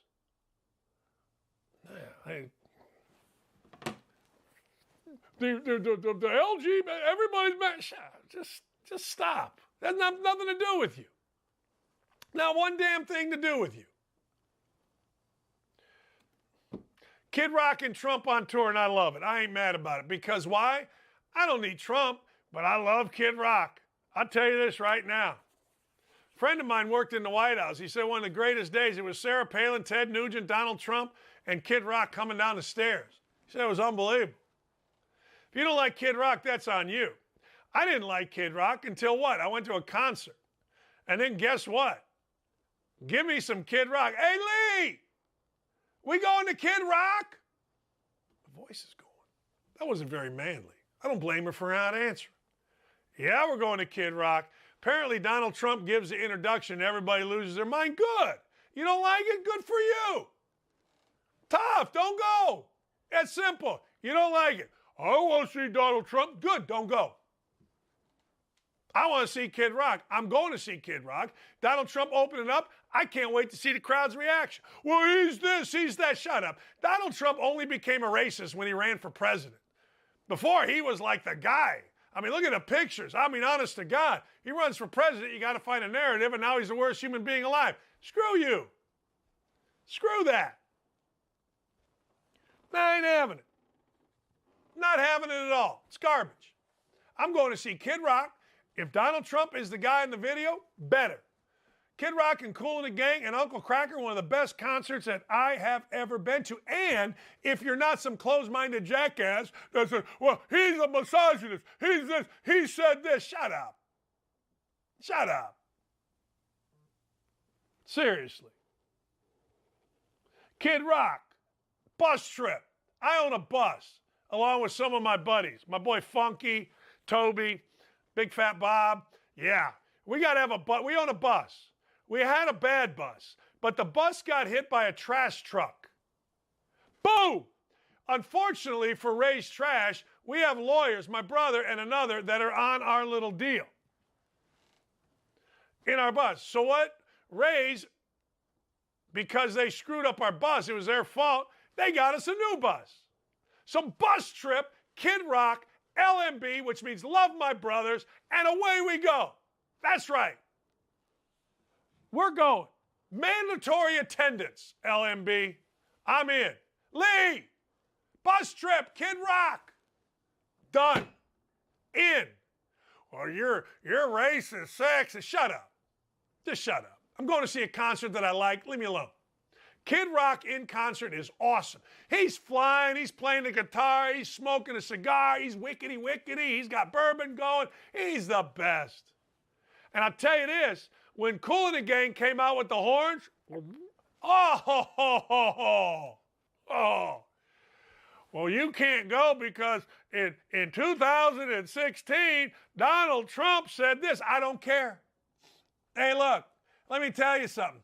George Bush Sr., longtime mistress. George Bush Jr. had all kind of cocaine problems. President Clinton, he's on pedophile island. Tell me one that isn't. You know why supposedly Ronald Reagan married Nancy? You know why Ronald Reagan married Nancy. It was all over Hollywood. JFK, stupping upon stupping. Don't even try it. Don't even try it. I don't get my morals from a politician. I'll never get my morals from a politician. I don't give a damn what a politician's morals are. I don't want to hear the word inflation. I want the market going and gas prices down. Now I would add protect the country. Don't give me this crap. Well, you know, did you see where he said grab you? Shut up. Don't care. Don't care. Do not care. Don't care. None. Zero. Don't care. If you're getting your morals from the president and you're against frickin' dads, I don't know what to tell you. You're an idiot. Feels good. We need more people like me expressing. So Tony Dungy's a bad guy because he's into fathers. Okay. All right. And you get your morals from a president. Okay. All right. Yeah. All right. Give me a headache. I'm not really into the NBA trade deadline, but I'll tell you this. My Pacers, the worst dude to have on your team in the NBA, in my humble opinion, is Malcolm Brogdon. They call him the president. Malcolm Brogdon is the worst. He doesn't play. He's a politician in the locker room. Virginia won a national championship after he left. The Bucks won an NBA championship after he left. He's come to the Pacers. He's making $22 million. He is awful for a team. He's had 3 coaches fired here. He has. Don't at me, people. Never plays. So if I'm the Pacers, Russell Westbrook, I don't know him. I'm tired of him. The fashion thing, good for you. Go be a fashionista. But he did lead the Lakers in damn near everything this year. So if the Pacers decide that they are going to go get Russell Westbrook and get rid of Malcolm Brogdon, I am all in. Let me explain this. If the Pacers said, we're going to trade Malcolm Brogdon for this red shirt, I am all in. Like, I'm not big into cap space, but I will tell you this. Whoever trades for Malcolm Brogdon is a fool. Whoever trades for Malcolm Brogdon should be called every single time you want to trade for somebody because they are a fool. But, you know, he can really play. No, he can't. No, he can't. You know what Malcolm Brogdon is? Good enough to get you fired. We've talked about it on this show. Good enough to get you fired. What does that mean? That means the game is over and the owner comes over and you're talking to him and you're like, yeah, how you doing? Well, why'd we lose, coach? I mean, Brogdon's really good. He had 25 and 10. Yeah, but he didn't guard anybody. He's a pain in the ass in the locker room. We got to. Pacers have dudes that just say, yeah, I ain't playing. TJ Warren averaged about 28 in the bubble. He ain't played since. Yeah, I ain't playing. Really? Oh, okay. All right. While we're doing this show, I'm getting an entire concert set up. My boy Funky's watching. And I'm getting, by the way, Funky Beers, Firebirds, Friday. I'm getting an entire concert or a bus trip set up to Kid Rock. Oh, man, you're racist because you're going to Kid Rock, whatever you want to call me. Am I racist? Fine. If that's what you're going to say because I'm going to a concert that I enjoy the music and the energy and the performer, fine. Well, Donald Trump said you're racist. Fine. He's anti-LGBT. He's anti-this. Oh, fine. Whatever you think, fine. I'm going to a concert. I tell you one thing about a Kid Rock concert. You will never in your life, this I guarantee, listen to me closely. You will never, ever, ever in your life see more women giving the middle finger or more T-shirts with the middle finger or saying the F word on them than anywhere in your life. Ever. Ever. That's it. Ever. Promise you. If you go to Clips, which is the outdoor theater here, which everybody goes to, about 20,000. If you go to Clips and you see Kid Rock, you will see more women flipping people off towards the stage, because what they do, you will see more people with FU shirts or finger given. You will see more than you've ever seen in your life. You will.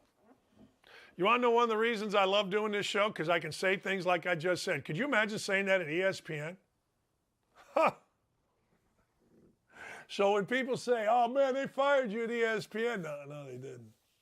No, they did not. I decided, hey, look, Dakich out. Can't wait to talk to Allison about this. I've had enough. You all are seriously criticizing, not you all, but people are seriously criticizing Tony Dungy. I hope that if those of you that use Twitter, I would hope that you support Tony Dungy. I don't care if you don't like the Colts. Who cares? I don't care if you don't like Ron DeSantis. Who cares? Get over yourself. Seriously, get over yourself. We need fathers. We need fathers like we need air. Period. Honest to God. And I'm 50 years old and I lost my dad. And it changed me. It changed me.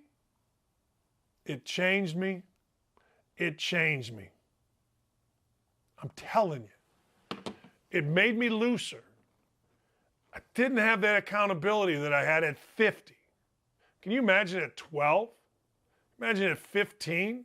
With all the influences around you, not having a dad, and somebody's going to be mad about what? 70 million going to help dads? What is wrong with our country? That's the biggest question. What is wrong with our country? When are people like you and me going to stand up and say, screw you? Like, one of the things that I'm thinking about doing, just because, is starting a business. I'm not even sure what business. And telling everybody that's a pain in the ass, I'm hiring because I want to hire who I want to hire. I'm not listening to all the noise. And that doesn't mean not hire African American or not hire white or not hire gay. No. Not at all. Not even close. I mean, I'm from a world, Gary, Indiana, where we had a lot of stuff. My real first friend died of AIDS long time ago. I mean, I'm not from southern Indiana sitting around not having been around some stuff. But I'm so tired of people telling us how we're supposed to think, to the point where you're actually criticizing these idiots, actually criticizing somebody for earmarking $70 million to help kids at risk and fathers. God bless you. Dan, I was 9 when I lost my old man. If not for my grandfather and the discipline, I would have crossed the line regularly, guaranteed. That's from a very, very popular, famous NFL guy right there watching the show. I don't give a damn. Come at me all you'd like, all you different frickin' communities that are always victims. Come at me however you want. But I'll stand by what I said right here. We need fathers. We need initiatives to help fathers. Fathers only seem perfect to their kids. In real life, they're not. And anybody that opposes that, God bless you. You have the right to oppose anything you want. But I have the right to tell you to kiss my you-know-what, because you're dead wrong. And anybody going at Tony Dungy for that, you're dead wrong. But we listen to these, and I did 20 minutes on these idiots. 20 minutes on these complete fools that are going after Dungy. It's unbelievable. It's just what the hell is up with our world. All right, we're going to come back. I'm going to ask Allison Williams about it. It just drives me nuts. Just absolutely freaking drives me nuts. It does. I don't get mad much. I think I'm going to start getting more angry on this show. You know what I mean? I do. I think I need to. I think, yeah.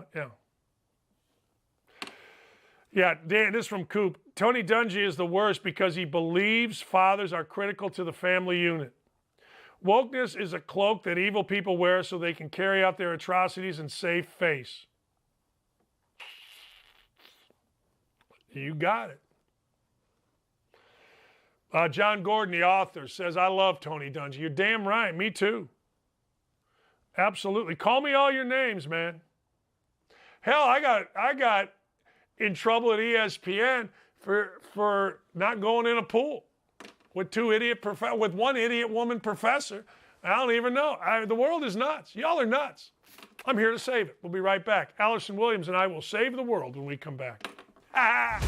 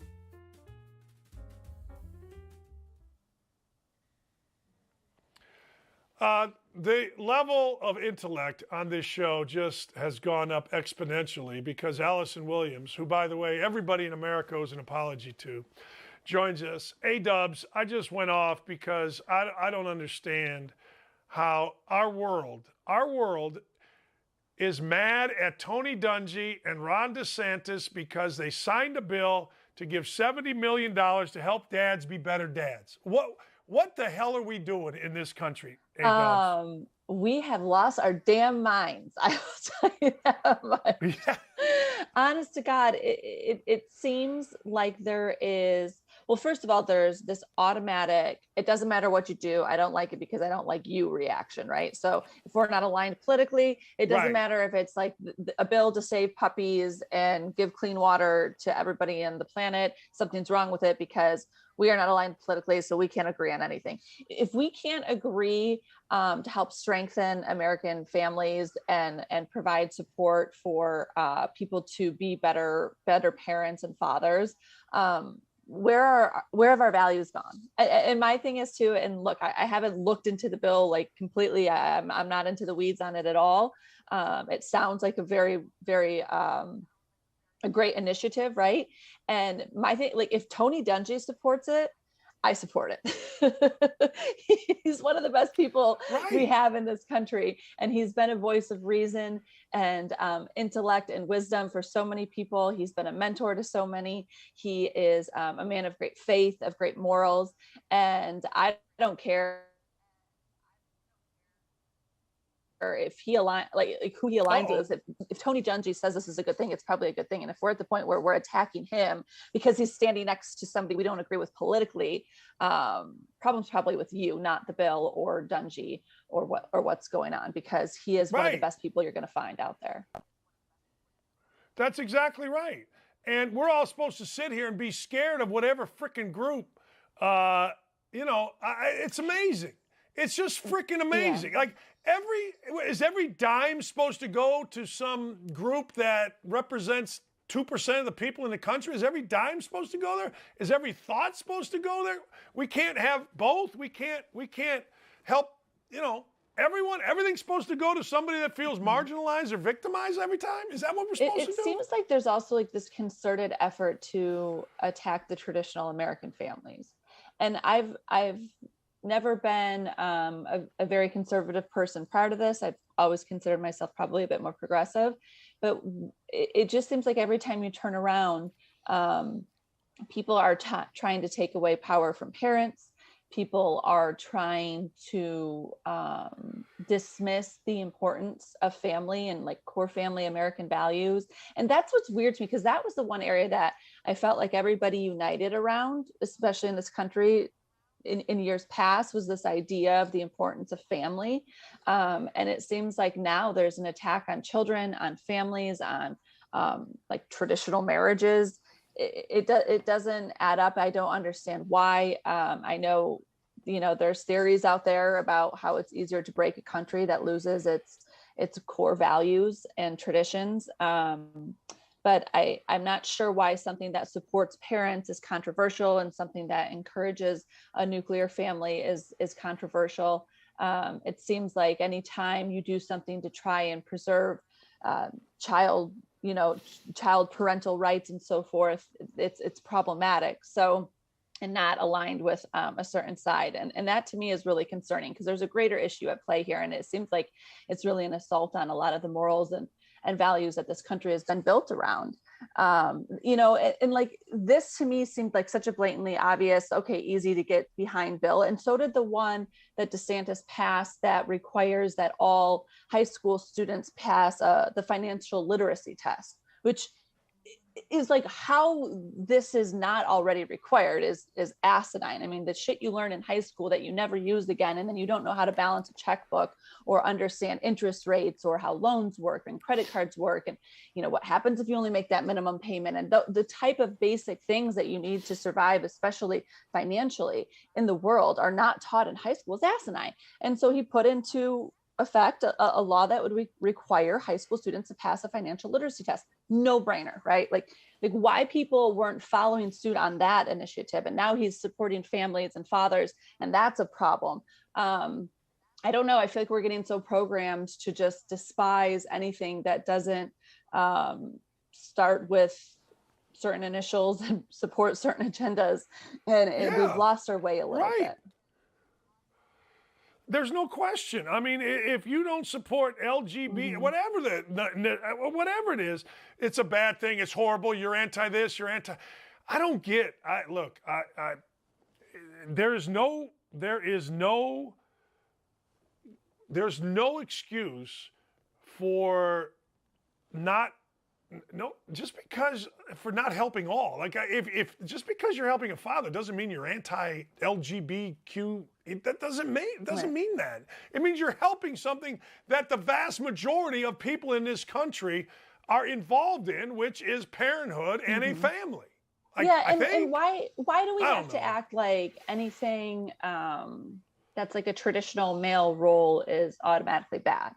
Right. I mean, like that's where we went with all this. Everything is toxic masculinity. There is a time and a place and a necessity for like the traditional male role. I see it parenting now. Like there are things that my husband will do and expect of my son that I just simply wouldn't. And I I have to be quiet and like, yeah, I mean, like that's his dad. Like he needs that voice. There is a balance that we have to try and strike and walk. And I think we have gone, like the pendulum has gone so far the other way, like anything that's masculine is now bad, but now we also can't define what a woman is. So we're like we're in this existential crisis where everybody's identity and natural instinct and order is being attacked. And, you know, if you're too masculine, you're toxic. And if you're like a proud woman who's proud of what her body is able to do and the biological differences that are required for our human race to survive, you're, you know, you're like transphobic. So it's a very bizarre time to realize what we have done to one another and how we've taken these differences that used to be kind of celebrated. And now we're not supposed to talk about them, or we're condemning them and everything is bad. And if you believe like a woman is a woman, you're a bad person. And instead of saying like, no, these are necessary functions of society and a healthy society and relationship oftentimes. But if you say that, you're like anti-feminist or what have you. So I think we need to kind of check ourselves a little bit and ask ourselves, well, why has this worked in any other culture for so many years? Like it's not all bad. There's a role for it. And we all strive to be better, more accepting people, sure. But to disregard our basic natural human instinct and the things that make us a man and the things that make us a woman and the things that make us a strong dad and a strong woman and a strong man are not inherently bad. Man, you speak well, lady. Do I? Because it doesn't always make sense up here. And then it just floods out. No, I'm listening to you. Man, it's like I tell Lee all the time, like, God, when you speak, it sounds so smart. When I speak, it sounds so boom, boom, it jumps over around. But man, you're so right. Like, there are certain, you know, when you get into these situations, it's almost like you have to establish, does this make sense? You have to establish a moral high ground, and then you can make your point. Like, because whoever establishes the moral high ground seems to win in this. Does that, like, all of a sudden, Dungy is bad, and DeSantis is bad, not for this bill. I've seen nobody criticize, you know, anything inside the bill. Like, you know what I mean? Like, sometimes there's a bill, and then there's all this stuff in there that gets in the way. Nobody's criticizing any of it. They're just, to your point, criticizing the people that are there for things that they may have said 10 years ago. That's it. That's all they got. It's unbelievable. Yeah, it is. It is. And I think it's eye-opening. I mean, it is, at least for me, again, to see the people that they are attacking, because it's people who you traditionally would not. And so that's when you kind of know that there is no rationale. There are no bounds. They are painting everybody now with a broad stroke. And it's, I don't know, maybe it goes back to this like notion of identity politics. Like this has become, instead of I am this person and I feel this way on these issues, so I vote this way, it's like, this is who I am and this is what I must defend at all costs. And it's like anything that attacks this party is an attack on me. And I'm like stupid, like it's I don't know, it's this identity politics that has permeated people that I feel like it doesn't allow them to think critically. They just see what party is associated with something, they immediately have to attack it. And that's just dumb. Like it's just dumb. It's just dumb. You've lost your ability to think critically. You've given your judgment to people who probably don't even really serve you. So I think people need to stop. Like they need to stop and ask themselves what they truly feel and truly think, instead of just saying, well, this is where my party line, so this is the way I'm supposed to go. I mean, and we do that to our politicians too. Like we expect them always to vote according to party lines, and that's the expectation. And if you don't deviate, it's a problem. And it's created this really gnarly division, because now instead of being like, oh, well, we're all friends, we just, you know, feel differently on certain policies, it's like, nope, you're a Republican or you're a Democrat and you're on that side and we can't get along or agree on anything.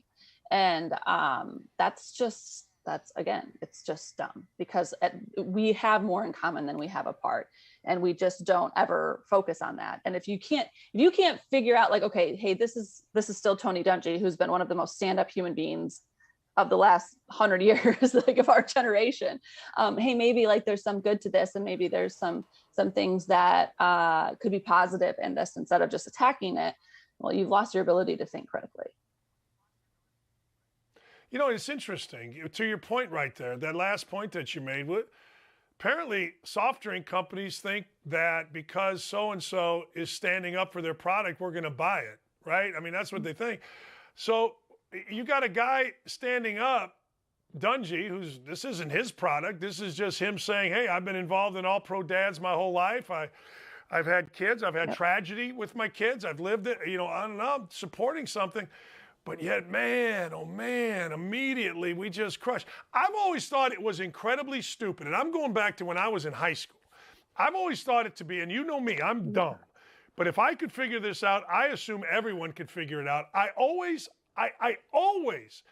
the only thing I ever talked politics with anybody when I was in high school was, why would you be beholden to one side or the other? Why would you blindly faith that a Democrat or a Republican have all the answers when clearly both have probably good things? I knew that when I was in high school, when I first started paying attention. That's simple stuff, isn't it, Allison? It's really simple, and it doesn't need to be more complicated. I actually won't register. I won't register as a voter for one party. I just won't. Like, I know it keeps me out of the primaries, but I'm fine with that. Like, to me, there is something about like, no, you don't, I just won't, like, I will always remain independent when I register to vote, because that's how I want to maintain like my thought process. And I want to make sure that I don't say like, nope, you've got my vote, or you can count on this. I understand there are some things you forgo but I'm like, I don't care. To me, it's the principle of it. Like, you have to make sure you're actively staying open-minded. But now I don't know, we like exist in these silos, right? Like, we only want confirmation information and confirmation bias. So it's bizarre. It's become like cultish in some ways, it feels like. I really try to listen. And people don't want to listen anymore though. Nobody wants to listen. They just want to tell you what they think. Their mind is already made up. Like, a few names come out of your mouth or anything, and their connotations are so strong with that person or that issue that they automatically, it's like walls go up, blinders go up. Nope, not hearing it, not seeing it, nothing, like done. And we've cultivated this society where that's allowed based on how we interact, which is, like, it's all on social media, it's all online. There's very little human face-to-face interaction, which I think leads to more open and diverse discussions, because we are open and diverse people. But when you filter out your friend group on Facebook, so you only see things on your feed that you agree with, it becomes difficult to think like, oh, maybe this person has some valid points. Now it's, they don't think like me and I can't deal with them. And so I'm just going to like remove them from my feed/life. Like, I put a thing out on Dungy, on Twitter, partially to promote the show. And the comments that come back are always amazing. Did IU teach you those critical thinking? Give your diploma back. Oh, okay.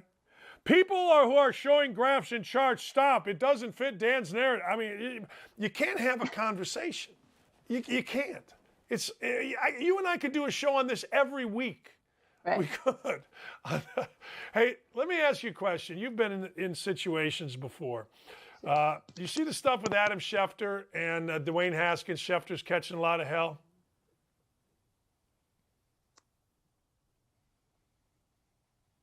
I did, yeah. Sorry, I think I'm lost you a little bit. You were asking about Schefter?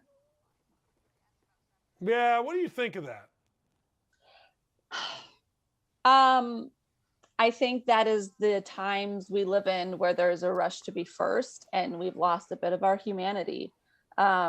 He was breaking the news of a death, and he is in the breaking news business, and the death of a young man who is a son and a friend and a member of a family outside of football. And I think when you are in a rush to get something up and be the first and to break it, you can lose a little bit of what you're really reporting and the weight of it and the seriousness and why it matters. I'm not saying Adam Schefter is a bad person. I just think in that moment, he contextualized a person and their profession and their profession only, and that's unfortunate. If I've learned anything in the last year, it's that your profession most certainly does not define you, and it is not the most important aspect of your life. And so I thought it was very unfortunate that he boiled him down in a single tweet, announcing to many for the first time that he had passed. to his struggles in the NFL and his career at Ohio State.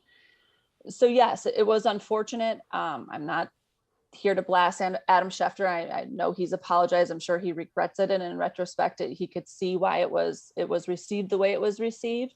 But that is the culture we are living in, where people just want to get it out, and they want to get it out first, and they don't think it through, and they don't think about the gravity of the news they're breaking, or maybe even the opinion they're sharing.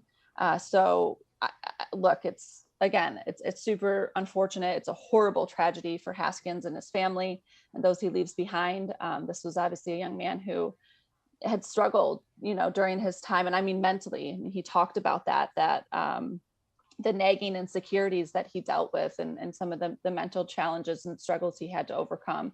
But he was more than a football player. And I think it's unfortunate that the tweet announcing the end of his life boiled him down to just that. And it's a good reminder for all of us, I think, to treat people with more humanity, and to remember, whether it is an athlete or a politician or a public figure, that they are still people. And I think we need to get back to remembering that, and that these are real people and their real lives and real tragedies. So I don't condemn Adam Schefter for it. I just think it was a really unfortunately worded tweet that he didn't think through before he pushed send, because he was unfortunately probably, wanting to be the first to break a really terrible piece of news. When you look at, like, the same thing happened with Wojnarowski with Frank Vogel. Like I said this, if somebody gave me a news that you were going to be fired tomorrow, but you didn't know, like, I don't know that I'm a bad guy. I get it, but I'm not doing that. I'm not putting that out. I think you used the word humanity, a little empathy, a little bit of, what I mean? Like, do you think players should take more control of their information on top of what I just asked? Well, I think they have, to a certain extent. But there are sometimes things that get out because of relationships. I'm probably a really bad person to ask at this, because if there was one thing I was really bad at as a reporter, it was like trying to get people to tell me something that I knew they didn't probably want to tell me. I just always felt weird doing that. Like, I don't know, it felt a little cringy, a little dirty. Like, some people are really freaking good at it, and they get people to tell them things and leak them things and give them information. And it's valued in this industry tremendously. And I get that. I always just felt weird. Like, I was there to tell stories. I wasn't there to dig up dirt and like break news. So it was not my strong point as a reporter at all. So a part of me is like, all right, I don't understand that side of the business. And that's what Woj does. He drops Woj bombs and he breaks this news, and agents tell him everything. Like, it's gnarly, the shit that he can find out. And that's why he's made himself so much money, is because he gets it, and he gets it first, and he gets it right. And he was right. Frank Vogel was fired. But the fact that then Frank Vogel goes into a press conference after a great win and is blasted with these questions unbeknownst to him, first of all, reflects poorly on the Lakers organization. I mean, first and foremost, right? Like, what a joke. It's yes, without and second question. of all, it's Horrible. a shitty situation for him to be in that he didn't deserve. And again, I'm not going to crucify Woj for it. He's doing his job. I get it. But like, yeah, I mean, there comes a point where you're like, hey, should I hold off on this? Like, maybe at least wait till after the press conference. I don't know. I mean, are you that worried that somebody else is going to have it if you're him? Do you have an obligation to break it as soon as you find out? It really falls on the Lakers organization, I think, more than anybody. But I understand there's only so many things you can control when you have that many people involved. But it should have been handled differently. And I don't know how it changes, like, his relationship with Vogel or maybe other coaches. I'm sure it doesn't matter, because he has all the relationships Woj needs. But yeah, it's a little bit like, can you just hit pause? Like, do we always have to be going 100 miles an hour and be the first and be the fastest and get it? Like, can you just hit pause and say, like, okay, what are the ramifications of this? Whose lives am I impacting right now? And like, maybe Woj didn't know that Frank didn't know. I don't know. I mean, I don't know the inner workings that were going on behind the scenes. He did. The tweet was basically saying, I remember when I read it, I go, this is weird. It was basically, unbeknownst to him, he's going to be fired tomorrow. Like, I'm not sure I've seen a tweet like that. I don't think hey, this guy doesn't know this. His shit's about to go down. Interesting. That's almost like a hey, he like that's kind of like a subtle brag. Like he doesn't even know, but I know. Right. Okay. I'm so with you. Going back to your point, I am so with you. And maybe it's because as a coach, I don't know, but I feel, you use the word dirty. I feel the same way. Like when I've only done it a couple times and I didn't feel right trying to not dig dirt, but get to the bottom of something that was not, I don't know.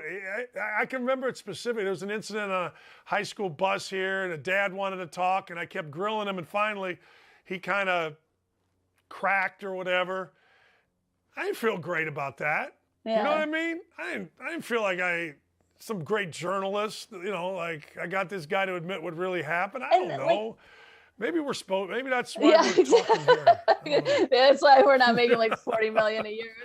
I don't know. All right. Yeah.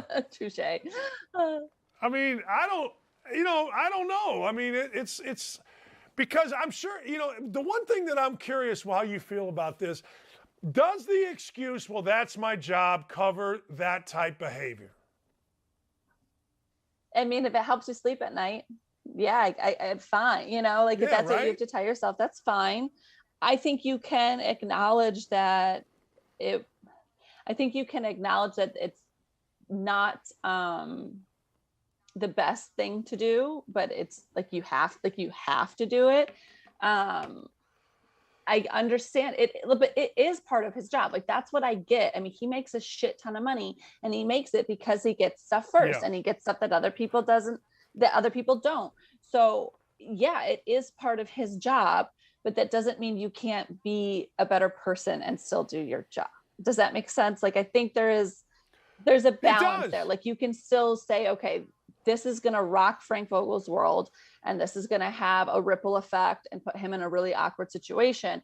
What are the ramifications for me if I wait 2 hours or obviously you can't be the one that makes the phone call to Frank, but like maybe you have the conversation with your source of when are you going to let Frank know so I can tweet it then. But I don't know. I mean, I at the end of the day, like, is it going to make a huge difference? I mean, I just think it's like the decent thing to do, but I do understand there is like a pressure and an expectation when you have the information to get the information out there and it's this immediate culture and he's kind of like caught in the crosshairs of it, but I don't know. And he just signed a big deal. I mean, he's not doing that if he's got, all of a sudden you sign this massive deal and you gotta, your first real splash is a big one. It's the Lakers, for crying out loud, right? So yeah. I get it. I'm with you. I get it. But I just think that at some point you got to have a little bit of thought. Well, don't you think there's got to be a thought too? Like, if I become the person that like can't hold something, well, then it costs me in the future when someone's not going to tell me something because they know I'm not going to hold it. Like there's that dance you have to do too. Like, no, look, you can trust me with this information. I'll release it when you tell me it's good because we had that understanding. I mean, maybe he burned this, like, hey dude, I didn't think you were going to put that out there right then. I don't know. I mean, there's a balance there too. Like, do you jeopardize some other sources or relationships because they know as soon as they tell you it's going out? I don't know. Maybe not. I'm certainly not one to tell Bo try to do his job. Something to think about. I will tell you this. I guarantee there's always a backstory. You know this. There's always a backstory. I mean, I don't know what the backstory is here. I don't know if he had to get it out because Shams had it, or they're like, hey, we're giving you $10 million. I don't give a damn. You got information that's going to help drive people to us and to you. Boom. I guarantee you there's a backstory like that involved here. 100%. No, that's a great point. That's a great point. Thanks. Hey, I love talking to you. I love our time together. I feel good. I'm getting big. I'm like, oh my God. My husband saw a picture of me the other day in a group and he's like, that one on the end, she looks pregnant. I mean, I wouldn't say that to her, but she looks pregnant. I'm like, that's me. Like that, I'm the pregnant one in the photo. He's like, oh geez. So yeah, I'm large and in charge, but feel good. Everything's healthy and happy. Hold on. Your husband didn't recognize you in a picture? I had a hat on and it was a group picture and he was actually looking for me in the group picture. And I'm sitting next to him as he's looking at it and he's like, it's like 10 of us girls. And he's like, yeah, that one, I mean, that one looks pregnant. And I'm like, I'm thinking he's being funny. And she's like, I mean, I wouldn't say it to her, but she looks pregnant. And I said, say it, me? And he's like, wait, that's you. Oh my God, it was hilarious. So yeah, that's when you realize like, yeah, you're as big as you feel and try to tell yourself you're not, but you are. But yeah, classic. Typical male move. That is a typical dude move, and you're the best because you just laugh it off. You saw what I was wearing. That's like, awesome. Give me a break because I had a hat on. I was like totally incognito. Okay. Oh yeah, but all good. It's part of the process. Thankful to be able to do it. Yeah, right. Thanks, Allison. You're the best. All right, that's Allison Williams. That is so good. She's pregnant. Next thing you know, it's her. Hey, we're going to close. I was going to get into some mean tweets, some other stuff. We'll do it tomorrow. But Outkick the Tailgate is coming up. It is this Saturday. It's going to be Chad Withrow, who you know from Outkick 360, Jill Savage, who you know from Outkick 360, this show, many guests. It is, ladies and gentlemen, the New Jersey Generals versus the Birmingham Stallions, 7:30 Eastern on Fox. Now, here's the deal. This is the USFL. This is getting going. They need your help. You love football. I love football. It's in Birmingham, so everybody's going to watch. Get your tickets. All you got to do is go to theusfl.com and come on out. It's that simple. It's in Birmingham. It is the New Jersey Generals. That was Trump's old team, I think, back in the heyday. But anyway, I got to thank Ryan and Dylan, obviously Allison and Corey and everybody behind the scenes. We're starting to take this show to another level with the graphics, and that's all Dylan and Ryan and the guys behind. We'll be back at it tomorrow. Bobby Carpenter, fantastic. Allison Williams, fantastic. Hope everybody has a wonderful, wonderful rest of your day. Again, if you want to check all this act out, all you got to do is go to 107.5 The Fan. I am on at noon to 3 Eastern Time every day, Monday through Friday. Have a great, great afternoon, everybody. Enjoy your day. Dakich out.